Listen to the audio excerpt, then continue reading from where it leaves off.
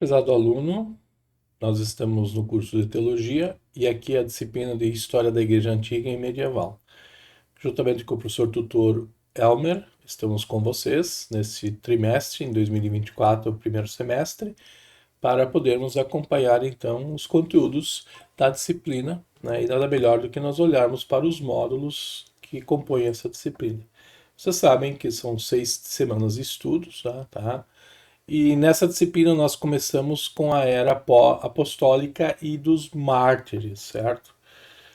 Nós sempre lembramos o mártir como a morte de alguém. Inclusive, nós temos um feriado do Dia de Todos os Santos, né? Aliás, para muita gente, um santo só é santo quando ele morre, né? E nós sabemos que, como o apóstolo Paulo diz, que nós somos santos na nossa morte que ocorre no batismo.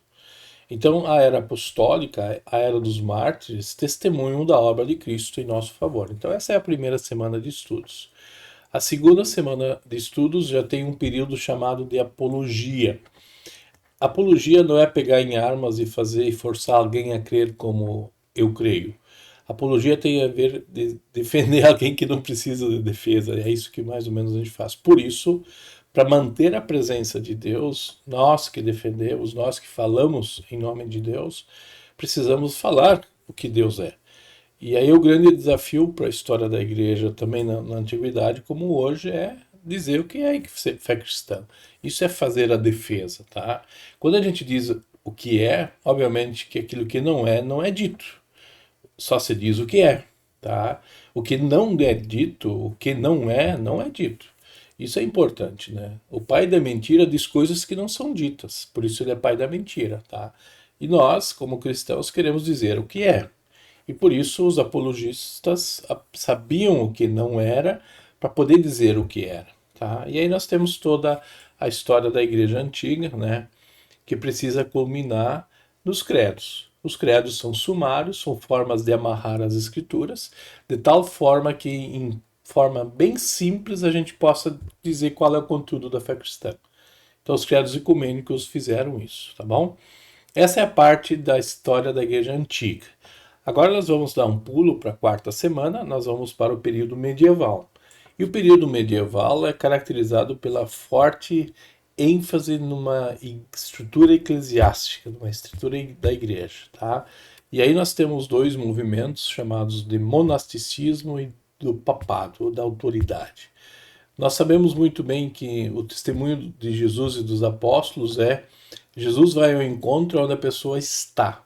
Jesus não pede para as pessoas se afastar da realidade. Quando, por exemplo, Jesus foi ao encontro de Zaqueu, ele não disse: agora, Zaqueu, eu vou te chamar, tu vai ser meu seguidor e eu vou te tirar do mundo.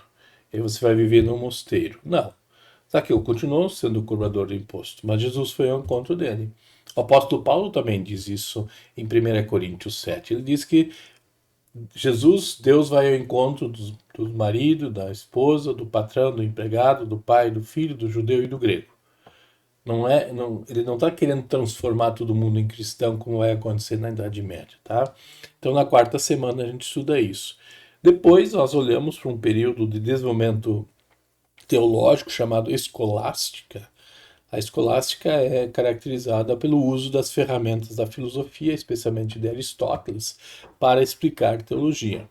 O que nós vamos ver depois na história moderna, onde se usa a razão e o método científico, já se tem aqui na escolástica, né?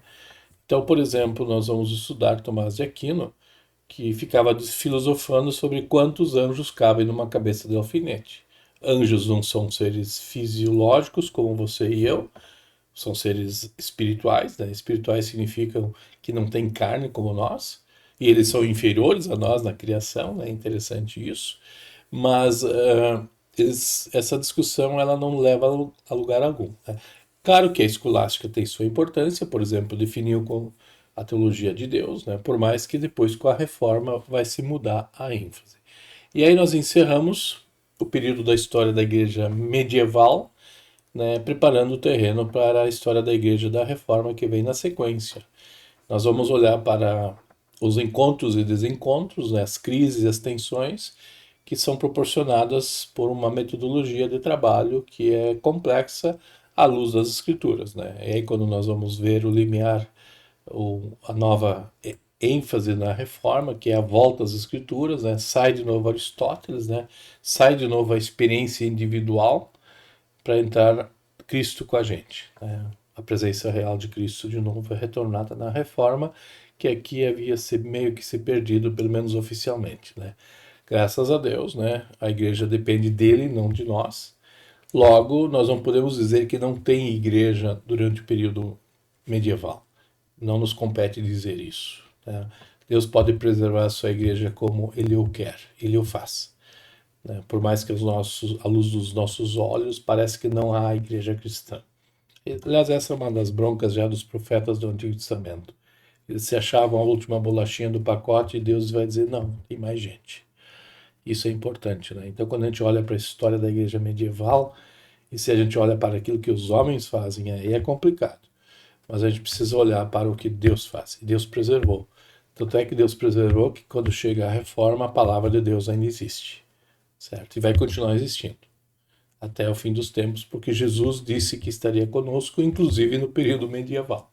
Tá bom? Acho que é importante dizer isso que a gente pode ser muito crítico em relação à história, mas realmente nós temos que olhar para a história da igreja antiga e medieval para preservar a presença de Deus e ver como Deus realmente estava presente, mesmo que uma estrutura, uma metodologia não estavam de acordo com aquilo que é a palavra de Deus nos ajuda, tá bom?